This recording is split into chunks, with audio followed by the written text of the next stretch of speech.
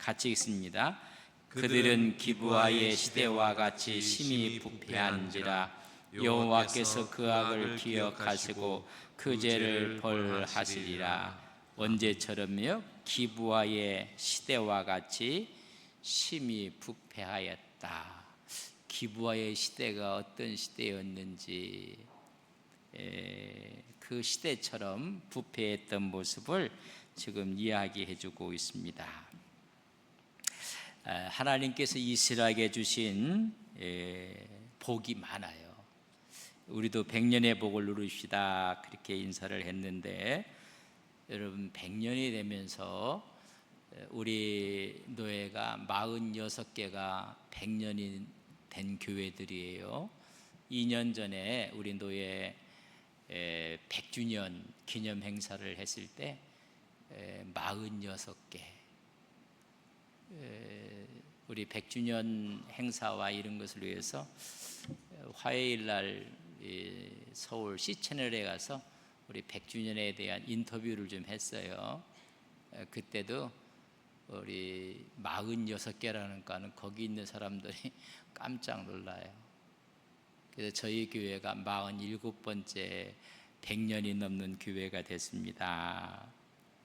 이런 100년이 넘다고 해서 다 이렇게 하나님의 은혜 가운데 성장하고 성숙하고 그 의미를 이어가는 교회들이 있는가 하면, 뭐 인구가 줄고 또 농촌에 있고 그래서 역사는 100년 됐지만은 여러분 사람이 없는 데도 있고 그래요.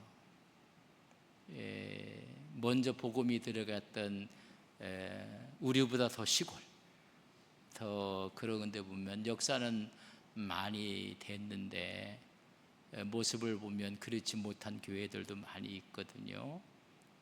그래서 우리 교회는 그래도 하나님 앞에 100년의 역사 가운데 하나님이 이렇게 인도하셨습니다. 그러나 시골에 있는 교회들이 100년의 역사를 통해서 수많은 사람들을 예수 믿게 해서 도시로 보냈다는 것을 여러분 아셔야 돼요. 시골에서 먼저 복음을 받아들이고 머리가 깨어지고 또 마음이 열려서 여러분 도시로 나가서, 그래서 도시교회가 갑자기 이렇게 붕 성장했던 것도 있다는 걸 아셔야 돼요. 서울 사람들이 똑똑해서 많이 교회가 한 게 아니라 막 지방에서 예수 믿는 사람들이 대도시로 서울로 올라갔어요. 그래서 자연스럽게 교회들이 부흥하는 역할을 누가 했어요?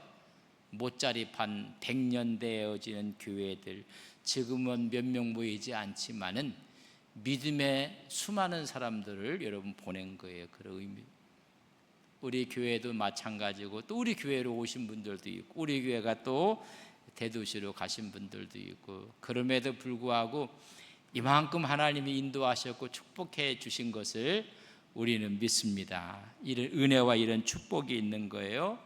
이런 축복을 이스라엘 백성들이 감사해야 돼요. 근데 이런 축복을 여러분 우상하게 감사했어요. 하나님께 감사하는 게 아니라 이방 신들에게 감사했어요. 9장 1절에 보면 이스라엘아 너는 이방 사람처럼 기뻐 뛰놀지 말라. 주신 축복을 우상 앞에서 뛰노는 모습을 바라보고 하는 말이에요. 하나님이 다 베풀어 줬는데 왜 우상들 앞에 가서 뛰놀고 거기서 왜 감사하고 그러냐. 뛰놀지 말라. 내가 음행하여 내 하나님을 떠나고 우상 숭배에서 하나님을 떠나고 각 타작마당에서 음행의 값을 좋아하였느니라. 하나님이 주신 은혜를 감사해야 되는데 우상이 줬다고 우상 앞에 감사를 하는 것입니다. 농경신이 바알입니다. 바알, 풍요의 신. 그 신 앞에 전부 다 가서 여러분 경배하고 하나님을 잃어버리고 말았습니다. 바알을 위해서 축제를 벌인 거예요. 그래서 뭐라고 해요? 이방 사람처럼 뛰놀지 말라. 너희들이 하나님 앞에 기뻐해야 되는데 어찌 이방 바알과 아세라 앞에 가서 축제를 벌이고 있느냐? 그렇게 책망을 하고 있는 것입니다. 하나님이 다 주셨어요. 근데 우리는 자꾸만 세상을 바라보고 그러면 안 돼요. 하나님께서 허락하신 것, 근데 그들은 바알을 섬기는 것으로 하나님을 배신하고 말았습니다. 하나님의 사랑을 배신했던 이스라엘 백성들, 심판이 선언되는 것입니다. 그래서 2절에 보면 이렇게 얘기했습니다. 타작마당이나 술틀이 그들을 기르지 못할 것이며 새 포도주도 떨어질 것이요. 여러분, 타작마당, 술틀, 풍성한 수확을 가리키는 거예요. 하나님이 복을 주셔서 풍성한 수확을 주셨다는 얘기입니다. 그래서 타작마당 그리고 술틀은 그들이 풍성한 수확을 얻었어요. 그러나 거두었으나 술틀이 그들을 뭐하지 못하고요? 기르지 못할 것이다. 그 말은 먹지 못할 것이라는 것입니다. 하나님이 주셨는데 하나님께 감사하지 않고 우상에게 감사함으로 풍성한 수확을 그들이 먹지 못할 것이요. 그런 말이에요. 모든 게 다 떨어지고 말 것이라. 여러분, 왜 그러지 아세요? 아수르가 들어와서 그들을 멸망시켜요. 하나님의 감사하지 못했던 그들 먹지 못할 것이고, 아수르의 침략을 받아서 포로로 끌려갈 때 그들의 수확은 아무 의미가 없어요. 그래서 그들이 많이 누리지 못할 것이다 라고 이야기해 주고 있습니다. 자, 결과적으로 또 3절 말씀에 보면 그들은 여호와의 땅에 거주하지 못하며, 여호와의 땅이 어디요? 가나안이에요. 하나님 주신 땅, 축복의 땅에 거주하지 못하며, 에브라임은, 북이스라엘은 어디로 다시 가요? 애굽으로 다시 가고. 잘 들어보세요. 이 애굽으로 다시 간다는 이 말은, 애굽에서는 무슨 생활을 했어요? 그들이 노예였어요. 노예 생활을 했던 곳입니다. 애굽은 노예 생활을 했던 대명사격으로 쓰여진 거예요. 다시 말하면 너희들이 노예가 또 될 것이다. 잡혀갈 것이다. 그 애굽 땅으로 잡혀간다는 게 아니라 애굽에서 종살이 했던 것처럼, 여러분, 노예 생활의 대명사격이었던 애굽을 이야기하는 거예요. 애굽에 잡혀간다는 이야기는 다시 종살이하게 될 것이다. 그래서 종으로 잡혀가고 마는 것입니다. 그곳에 가서 아수르에서 더러운 것을 먹을 것이다. 이스라엘은 여러분, 정한 음식이 있고 부정한 음식이 있어요. 그러나 그들은 부정한 음식으로 그들의 신앙을 다 더럽히고 말 것이니라. 이방에서 종살이 하면서 뭘 찾겠어요? 입에 풀칠하기 위해서 하나님께서 그만 더러운 음식으로 그들을 여러분 더럽히게 될 것이니라. 하나님께 감사하지 못했던 이스라엘 백성들의 처참한 모습을 보게 됩니다. 다시 종살이하게 될 것이고, 더러운 것을 먹게 될 것이고, 거룩함의 의미를 다 잃어버리고 말 것이니라 라고 이야기를 해주고 있습니다. 하나님 말씀에 순종하지 않았던 이스라엘의 모습이에요. 여러분, 복과 저주는 우리가 뭘 선택하느냐에 따라서 달려있다는 걸 아셔야 돼요. 우리 앞에 복과 저주가 있는데, 한번 제가 여쭤볼게요. 여러분 앞에 복이 있고 저주가 있다면 여러분 어떤 걸 선택하시렵니까? 복을 선택하시렵니까? 저주를 선택하시렵니까? 물어보나마나 복을 선택해요. 근데 서 있는 자리는 어떤 자리예요?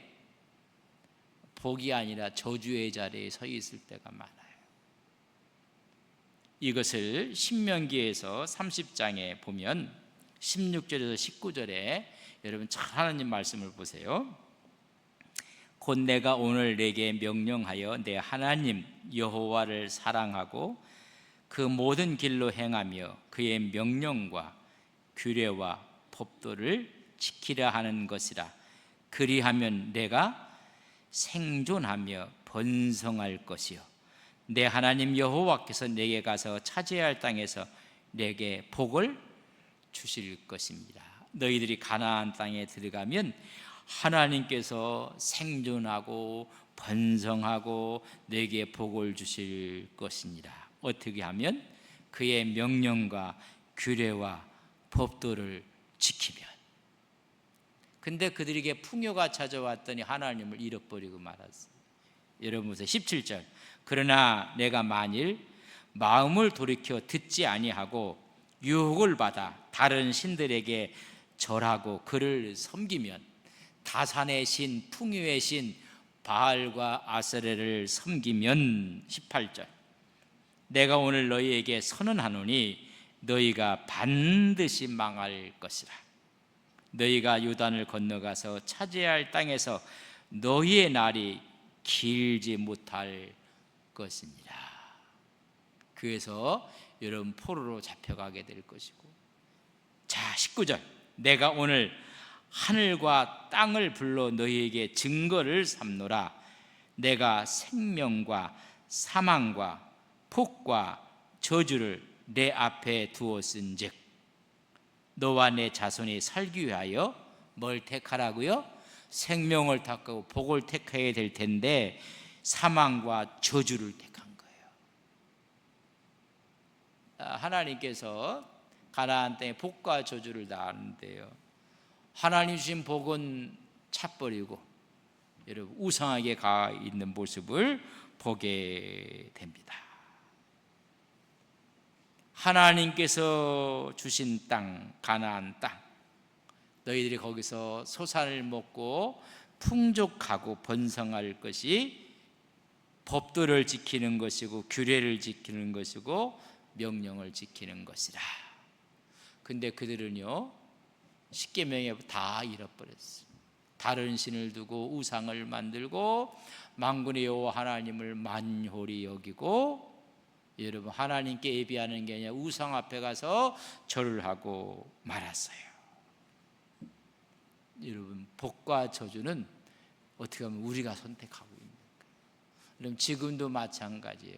복의 길이 있고 저주의 길이 있는데 여러분들은 복의 길을 갑니까? 저주의 길을 갑니까? 전부 다 복의 길을 간다고 하면서 거기서 미워하고 시기하고 싸우고 질투하고 하나님보다 세상 것을 더 이야기하고, 말은 하나님이라 하는데 하나님은 없어요. 이런 똑같은 현상이, 그래서 기부와 시대와 같다, 그런 이야기가 왜 나오게 됐는지를 알게 될 것입니다. 그래서 너희들이 다시 애굽으로 갈 것이, 다시 종도로 타게 될 것입니다.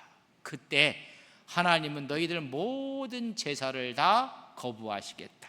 4절 말씀해 보면 그들이 여호와께 포도주를 부어 드리지 못하며 여호와께서 기뻐하시는 바도 되지 못할 것이라.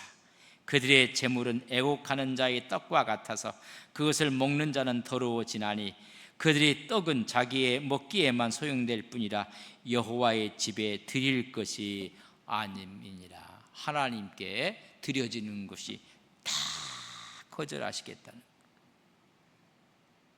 여러분 하나님께서 질투하시는 하나님이라고 말씀했는데, 그러니까 하나님이 예배를, 절기를 거부하시니 이런 기쁨과 축제가 없는 거예요. 오히려 잡혀가고 종이 되고 그렇습니다.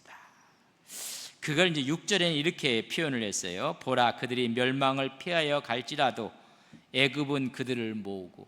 아수르가 북쪽에 가나니까 어디로 갔어요? 애굽으로 갔더니 애굽이 그들을 모으고 롭은 그들을 장사하리니. 요 롭이 애굽을 말하는 거예요. 이 롭이라는 이야기는 옛 수도를 지금 이야기하고 있는 모습을 보게 됩니다. 그래서 애굽의 옛 수도가 롭이었고, 뱀피스라고 하는데 나일강 서쪽 편에 있는 도시예요. 그러니까 여기도 애굽을 이야기하는, 애굽에 그들이 모으고 애굽으로 도망가고 하지만 그 애굽이 그들을 뭐 한다고요? 장사, 거기서 다 죽을 것이라는 이야기. 하나님을 피해서 가서 살 줄 알았더니 거기서 다 장사가 되고 말 것이라는 것입니다. 다 장사될 것이고, 그들은 은을 귀한 것이나, 여러분 피해 가면서 좋은 폐물들을 다 집안에다 숨겨놓고 갔다는 거예요. 그의 표현을 이렇게 했어요. 그들의 은은 귀한 것이나 뭐가 덮어요? 찔레가 덮을 것이요, 그들의 장막 안에는 뭐요? 가시덩굴로 퍼지리라. 금은 보화를 숨겨놓고 갔더니 다 파괴되고 말 것이라고 이야기를 해주고 있습니다. 숨겨놓은 재물들이 돌아와 보니 아무 의미가 없다는 거예요. 그렇지만 그 애굽에 가서 다 그들이 죽을 것이라고 이야기를 해주고 있습니다. 하나님께 사랑에 배신 하나님을 믿지 않았던 그들의 모습을 말씀해 주고 있습니다. 특별히 이것은 지금 이스라엘의 멸망을 예고하고 있는 거, 이렇게 될 것이다. 그러면서 7절 말씀 보세요. 우리 7절을 같이 한번 읽겠습니다. 시작. 형별의 날이 이르렀고 보응의 날이 온 것을 이스라엘이 알지라. 선지자가 어리석었고 신에 감동하는 자가 미쳤나니 이는 내 죄악이 많고 내 원한이 큼이니라. 뭐가 다가오고 있어요? 형별의 날이 다가오고 보응의 날이 다가오는 것을 너희가 알지어다. 그렇게 이야기하고 있는 것입니다. 그럼 그걸 깨달아야 될 텐데, 문제는 가로막고 있는 사람들이 있어요. 뭐예요? 거짓 선지자들, 거짓 예언자들. 그래서 선지자들이 어리석었고 신에 감동한 자가 여러분 미쳤다고 했습니다. 하나님 말씀을 전해야 되는데 미쳐갖고 하나님의 말씀이 아닌 것을 증거한 거예요. 이런 데 죄악이 많고 내 원한이 큼이니라. 거짓 교훈으로 백성들을 호도하는 거예요. 여러분 바른 말을 하지 않는 것입니다. 거짓 선지자들이 판을 치니 여러분 어리석기가 짝이 없고, 신에 감동되었던 사람들은 제대로 한 게 아니라 악한 영에 사로잡혀서 미쳤다고 표현을 해주고 있습니다. 하나님의 종이라고 생각하는 사람들이 어리석었고 미쳤다. 거짓 교훈으로 백성들을 호도했다는 것입니다. 다시 말하면 거짓 선지자들이 판을 쳤다는 거예요.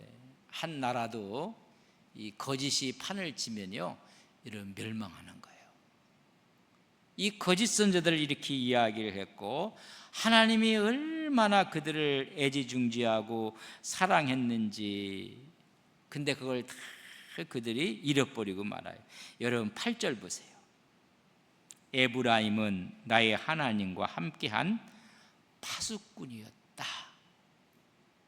이런 얼마나 큰 축복의 이야기를 하는 줄, 하나님과 함께하는 파수꾼이었다. 근데 지금 어떻게 된 거냐, 이런 이야기예요. 선지자는 모든 길에 친 새 잡는 자의 그물과 같고 그의 하나님의 전에는 원한이 있도다.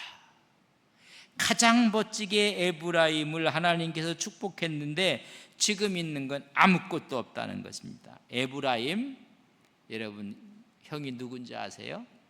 요셉의 므낫세하고 에브라임.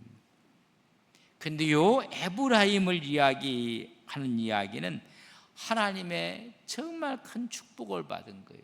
요셉이 자기 아버지 야곱에게 두 아들을 축복을 받기 위해서 할아버지 앞으로 데리고 가요. 그래서 야곱이 축복을 하는 거예요.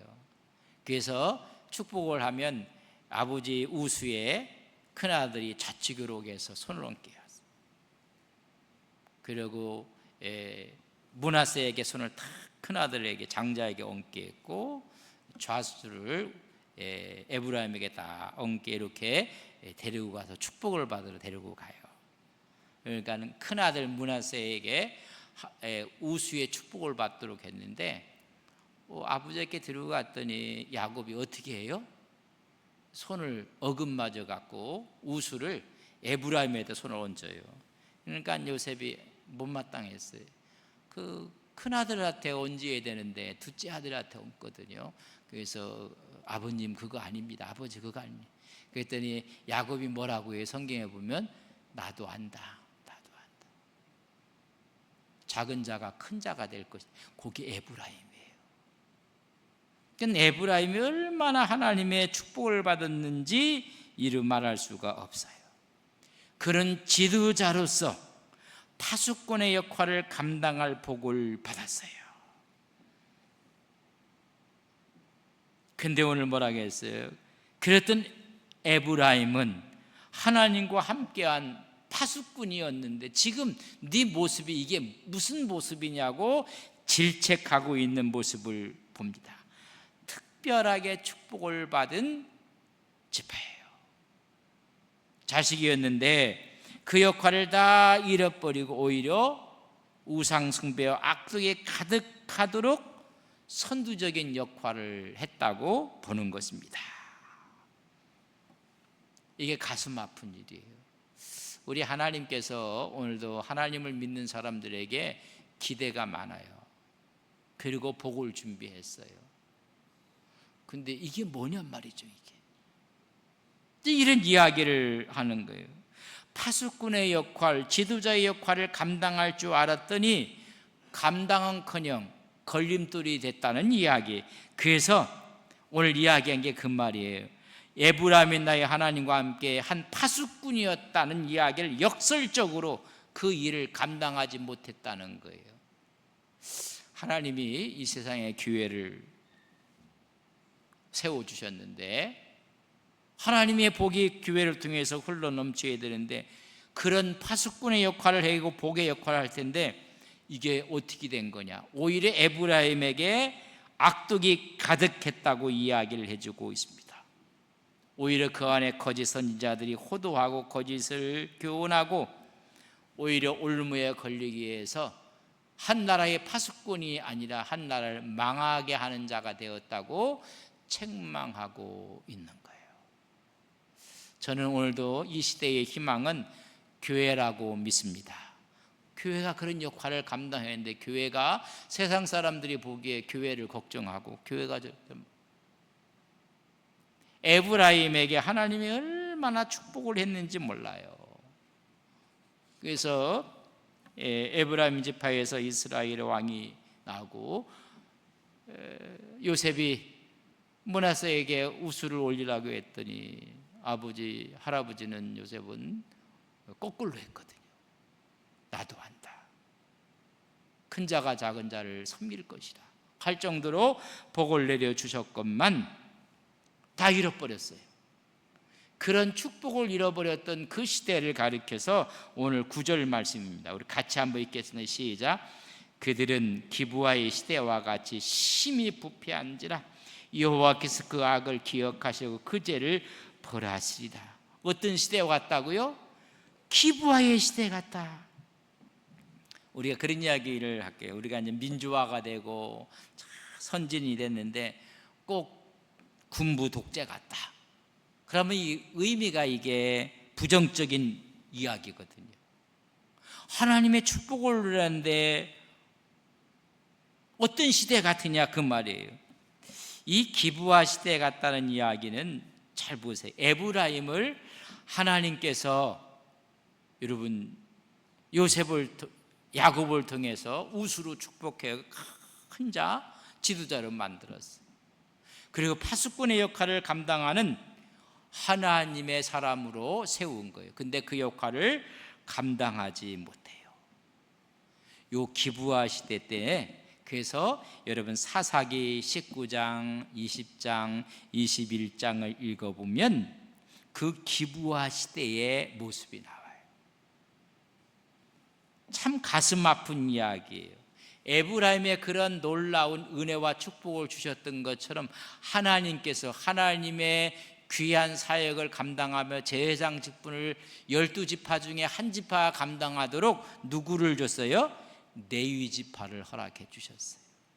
특별히 구분해서 레위 지파를 주셨어요. 근데 레위 지파가 타락한 거예요.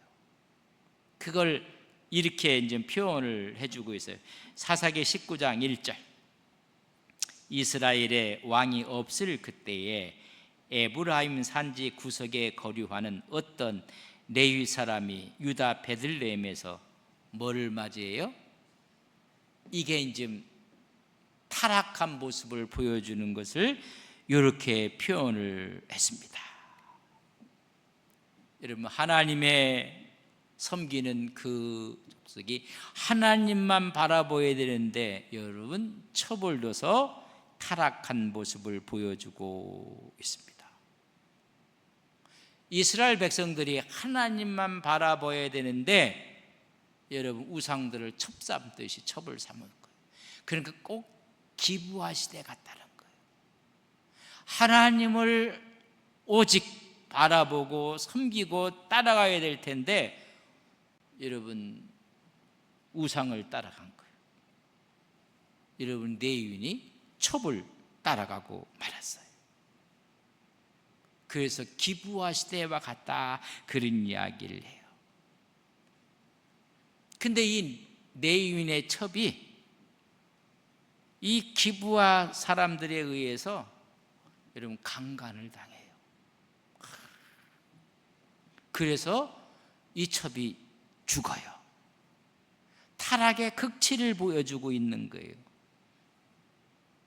아예 죽고 마는 역사가 일어나거든요. 그래서 이 시대를 기부화처럼 같은 시대라고 이야기를 해주고 있습니다. 종교적으로 사회적으로 타락한, 이를 위해서 동족 간의 전쟁이 벌어져서 한 지파였던 베냐민 지파는 전멸할 위기를 맞게 되는 것을 보게 됩니다.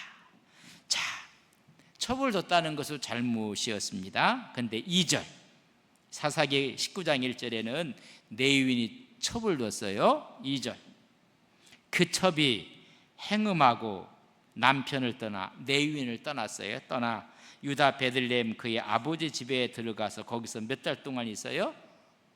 넉 달 동안 있어요. 이 아버지가 너 그러면 되느냐, 딸을 야단을 치어야 되거든요.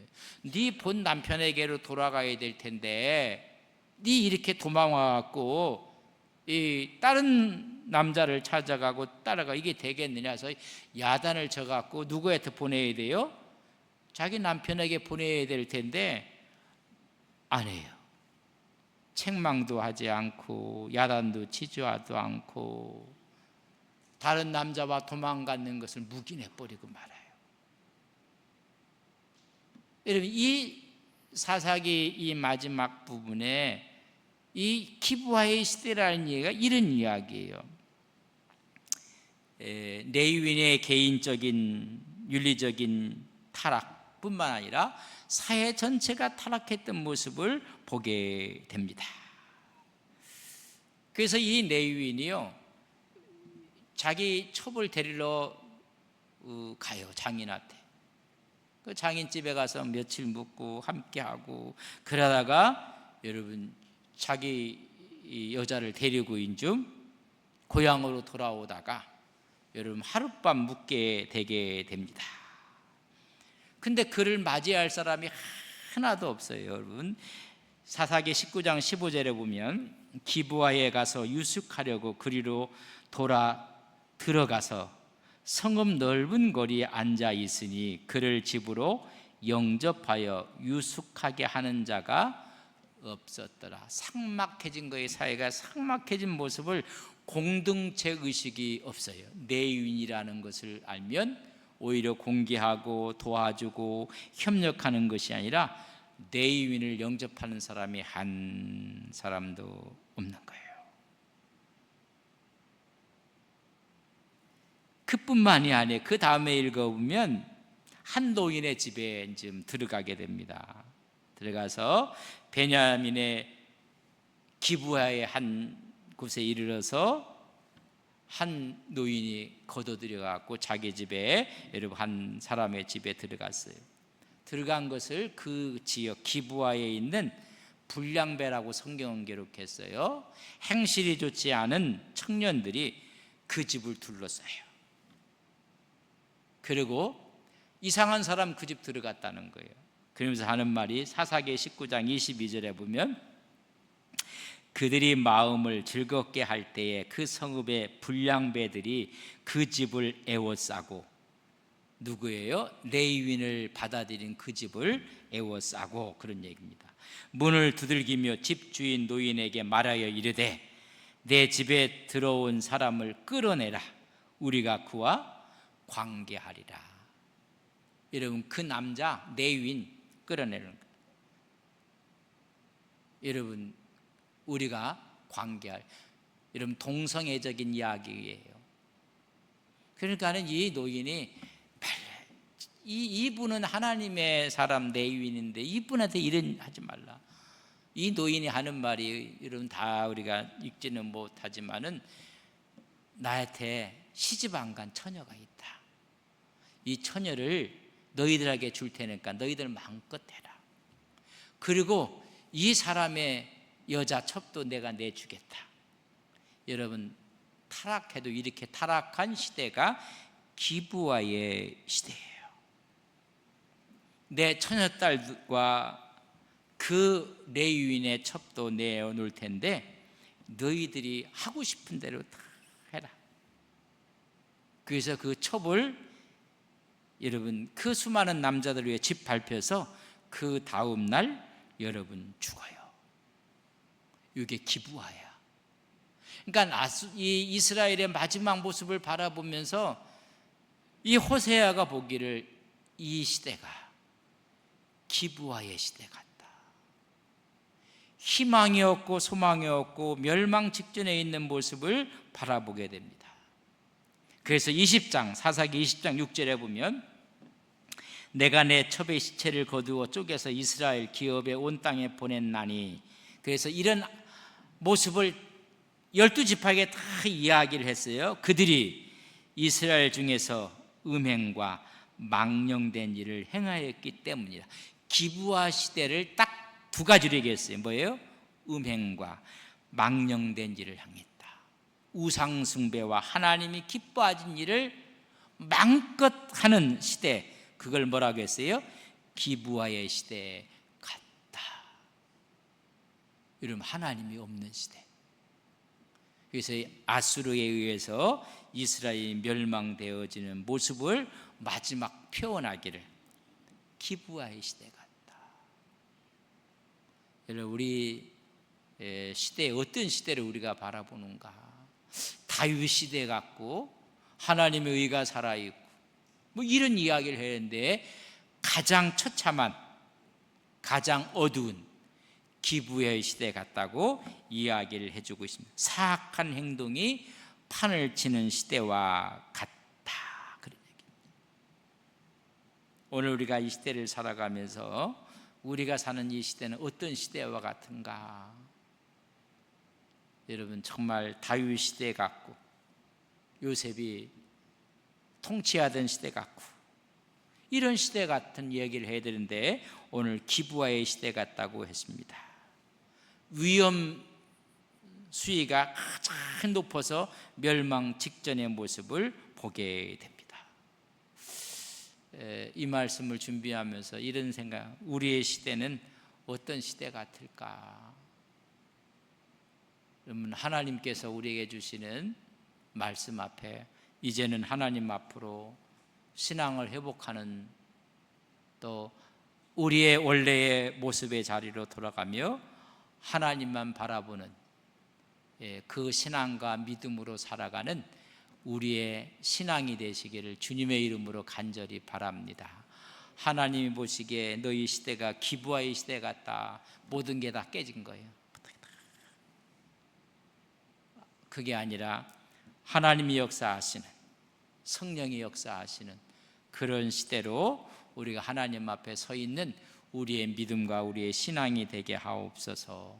이 기도가 오늘 이 수요일 날 우리의 기도고, 우리의 신앙이 되기를 주님의 이름으로 간절히 바랍니다. 좋으신 아버지 하나님, 사사기에 가장 어두웠던 기브아의 시대에 갔다고 이스라엘의 하나님 멸망 직전의 모습을